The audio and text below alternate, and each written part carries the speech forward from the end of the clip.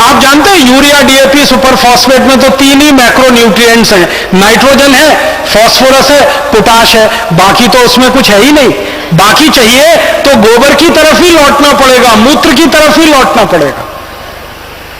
Calcium तो है नहीं यूरिया में, मैग्नीशियम तो है नहीं यूरिया में, मैग्नीज तो है नहीं यूरिया में, कोबाल्ट तो है नहीं यूरिया में, कॉपर तो है नहीं यूरिया में, और ये सब चाहिए मिट्टी को और पौधे को, तो यूरिया से तो मिलेगा नहीं, डीएपी में भी नहीं मिलेगा, सुपर फॉस्फेट में भी नहीं मिलेगा, उसमें तो 3 ही केमिकल मिलने वाले हैं। और खेत की मिट्टी को चाहिए 18 तरह के केमिकल, वो तो मिलेंगे गोबर और मूत्र से ही, क्योंकि गोबर और मूत्र में ये भरपूर मात्रा में उपलब्ध है।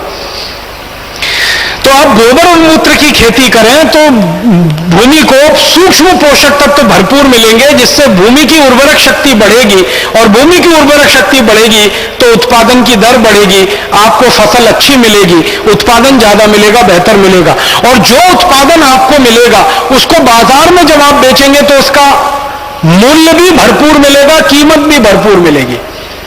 आप मुंबई में कभी जाओ, जब आम का सीजन आता है तो मुंबई के बाजार में मैंने खूब देखा है, यूरिया डीएपी का आम खरीदो, हापुस, अल्फेंजो, तो आराम से मिल जाता है एक पेटी 200, 250, 300 रुपए का। और वही हापुस और अल्फेंजो खरीदो गोबर और मूत्र वाला तो एक पेटी मिलता है 700 रुपए का, 800 रुपए का, 900 रुपए का। इस बार मैंने एक हापुस आम की कीमत मुंबई के बाजार में पता की थी 65 रुपए, क्योंकि उसका एक ही क्वालिटी था कि वो गोबर और मूत्र से पैदा किया हुआ है, और उसी के बराबर में 15 रुपए का दूसरा वैसा ही हापुस आम था, लेकिन उसकी क्वालिटी थी कि वो जहर के द्वारा उत्पादित किया हुआ है।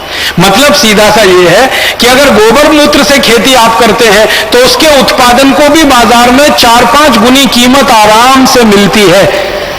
भिंडी 40 रुपए किलो बिकती है जो गोबर मूत्र से पैदा होती है, और जो यूरिया डीएपी वाली भिंडी है उसको 15-20 रुपए में भी कोई नहीं पूछता है। टमाटर का भाव, बैंगन का भाव, आलू का भाव सब ज्यादा है जो गोबर मूत्र से पैदा। गोबर मूत्र से पैदा किया हुआ गेहूं 21 रुपए, 25 रुपए, 27 रुपए, 30 रुपए किलो आराम से बिकता है, और यूरिया डीएपी का गेहूं 10-11 रुपए किलो में कोई खरीदने को तैयार नहीं होता। तो हर वस्तु जो हम पैदा करेंगे गोबर और मूत्र से, उसका भाव अच्छा है, उसका उत्पादन भी अच्छा मिलेगा, क्वालिटी भी बढ़ेगी, जमीन सुधरेगी, फसल का उत्पादन सुधरेगा, आप खाएंगे तो आपका शरीर सुधरेगा, दूसरे खाएंगे तो उनका शरीर सुधरेगा, सब तरफ से देश के लिए अच्छा है गोबर गौमूत्र की विष मुक्त खेती करना। तो मैं आपसे निवेदन करता हूं सभी किसान भाइयों से कि जल्दी से जल्दी वो अपने खेत को विषमुक्त बनाए और गोबर गौमूत्र को खेत में लाए। अब आप ये पूछेंगे कि जरा मात्रा बता दो, गोबर कितना डालना, मूत्र कितना डालना, खेत में कब कब डालना, किस फसल में कितना डालना, यह तकनीकी सवाल अक्सर हमारे सामने आ जाता है। तो मैं एक सरल सूत्र बताता हूं जिसको भारत में पिछले 12-15 वर्षों में हजारों किसानों ने अपनाया है और बहुत लाभ उनको हुआ है। किसी भी 1 एकड़ खेत में आप चाहें तो इस सूत्र को लिख लीजिए, ताकि आप अपने महाराष्ट्र के गांव-गांव में जाकर किसानों को बता सकें, क्योंकि किसानों को जब भी आप ये समझाएंगे कि गोबर गौमूत्र की खेती करो तो वो एक ही प्रश्न करेंगे, हमको तो मालूम ही नहीं है गोबर कितना मिलाना, मूत्र कितना मिलाना, क्या क्या उसमें डालना, कितनी कितनी बार डालना। तो ये आप लिख लेंगे तो आपको लाभ होगा और बता सकेंगे आप किसानों को, तो उनको और ज्यादा लाभ होगा। 1 एकड़ खेत के लिए, किसी भी फसल में 1 एकड़ खेत के लिए, फसल कोई भी हो, गेहूं की हो, धान की हो, गन्ने की हो, मूंगफली की हो, या तो सब्जियों की फसल हो, कोई भी फसल हो, 1 एकड़ खेत के लिए एक बार में 15 किलो गोबर लगता है। और ये गोबर किसी भी जानवर का हो, बड़े जानवर का हो, गाय का हो या तो बैल का हो या तो भैंस का हो। बड़े जानवर हमारे गांव में ये 3 ही हैं, गाय, बैल, भैंस। तो या तो गाय का, या तो बैल का, या तो भैंस का 15 किलो गोबर, और उसमें मिलाइए 15 लीटर मूत्र उसी जानवर का, गाय का या तो बैल का या तो भैंस का। 15 किलो गोबर, 15 किलो मूत्र दोनों मिला लीजिए प्लास्टिक के एक ड्रम में, और मिलाकर इसमें 1 किलो गुड़ डाल दीजिए, गुड़। और गुड़ ऐसा डालिए जो हम नहीं खा सकते, जानवर भी नहीं खा सकते, खराब हो जाता है, बहुत बेकार होता है। जिस गुड़ को कोई नहीं खाता, जिसमें बदबू आने लगती है, जो पानी की तरह से फैल जाता है, बेकार समझ के हम जिसको फेंक देते हैं, वो गुड़ खाद बनाने में सबसे अच्छा काम आता है। तो 1 किलो गुड़, 15 किलो गोबर, 15 लीटर मूत्र, फिर इसमें 1 किलो डालिए दाल का आटा, उड़द की दाल है तो सबसे अच्छा मूंग की दाल हो सकती है, मसूर की दाल हो सकती है, अरहर की दाल हो सकती है, चने की दाल हो सकती है, खेसारी की दाल हो सकती है, सोयाबीन की दाल हो सकती है, कोई भी दाल।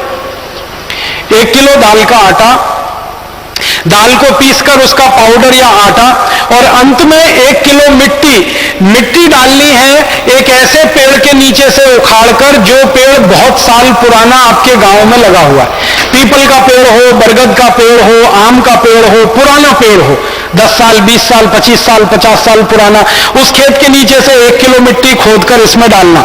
तो 15 किलो गोबर, 15 लीटर मूत्र, 1 किलो गुड़, 1 किलो दाल का आटा और 1 किलो पुराने पेड़ के नीचे की मिट्टी, ये 5 वस्तुओं को प्लास्टिक के एक ड्रम में मिला देना। डंडे से मिला देना, चाहे हाथ से मिला देना, कोई फर्क नहीं पड़ता। मिलाने के बाद इसको 15 दिन तक रखना। इसमें 15 दिन तक एक ही काम करना, सुबह और शाम डंडे से इसको घुमाते रहना। 15 दिन तक इसको ऐसे ही रख देना ड्रम में मिला के, और डंडे से सुबह शाम घुमाते रहना। 15 दिन में यह खाद बनकर तैयार हो जाएगा। फिर इस खाद में लगभग 150 से 200 लीटर पानी मिलाना, कम से कम 150 लीटर, अधिक से अधिक 200 लीटर, और अधिक से अधिक सीधे ही लिख लीजिए 200 लीटर पानी मिलाकर। अब ये जो घोल तैयार हो गया है, ये 1 एकड़ खेत के लिए पर्याप्त खाद है। 1 एकड़ खेत के लिए। अगर 2 एकड़ खेत है तो ये सभी मात्राओं को 2 गुना कर दीजिए।